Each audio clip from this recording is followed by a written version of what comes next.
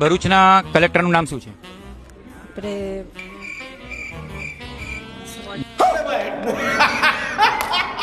ભરૂચમાં જે નગરપાલિકા છે તેના ચીફ ઓફિસરનું નામ શું છે?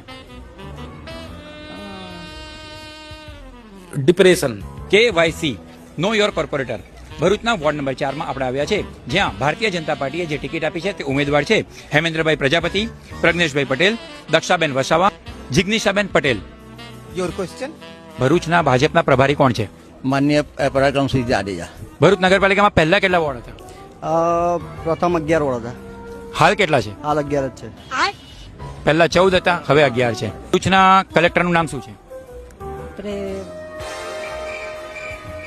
ગૌરાંગભાઈ મકવાણા.